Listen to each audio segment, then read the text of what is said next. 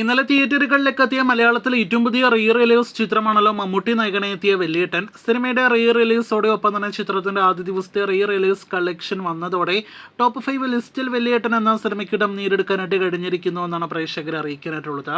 മലയാളത്തിലെ 4K re release സിനിമകളിൽ ഏറ്റവും കൂടുതൽ FT കളക്ഷൻ നേടിയെടുത്ത സിനിമകളുടെ പട്ടികയിൽ 4ാം സ്ഥാനത്ത് മമ്മൂട്ടി ചിത്രം വെള്ളിയേട്ടൻ ഇടം നേടിയെടുത്തിരിക്കുകയാണ്.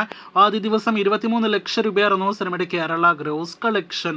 ഇനി 1, 2, 3 സ്ഥാനങ്ങളിലുള്ള സിനിമകളിലേക്ക് വരികയാണെങ്കിൽ യഥാക്രമം വരികയാണെങ്കിൽ ആദ്യ സ്ഥാനത്ത് സ്ഫടികം എന്ന സിനിമയാണ്. ലാലേട്ടന്റെ സിനിമ കഴിഞ്ഞ വർഷം ഫെബ്രുവരിയിലായിരുന്നു റിലീസ് ചെയ്തത്. 2ാം സ്ഥാനത്ത് മണിച്ചിത്രത്താഴ് എന്ന സിനിമയാണ്. ഈ വർഷം ഓഗസ്റ്റ് മാസമായിരുന്നു സിനിമ തിയേറ്ററുകളിൽ റീ റിലീസ് ചെയ്തത്. ദേവദൂതനാണ് 3ാം സ്ഥാനത്ത്. ഈ വർഷം ജൂലൈ 26-ാം തീയതിയായിരുന്നു സിനിമയും തിയേറ്ററുകളിലേക്ക് എത്തിയത്.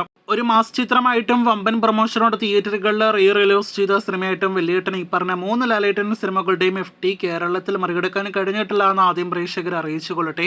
സ്ഫടികം ആദ്യ ദിവസം വേൾഡ് വൈഡ് ഗ്രോസ് 1 കോടി കടന്ന സിനിമയാണ്.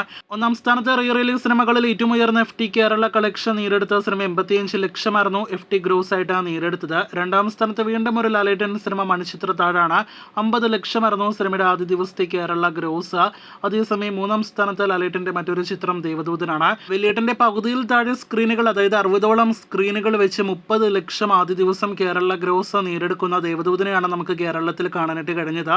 4ാം സ്ഥാനത്തുള്ള മമ്മൂട്ടിയുടെ മാസ് ചിത്രം വെള്ളിയേട്ടൻ എന്ന സിനിമ 23 ലക്ഷം രൂപയാണ് ആദ്യ ദിവസം കേരളത്തിൽ ഗ്രോസ് ആയിട്ട് നേടിയെടുത്തത്.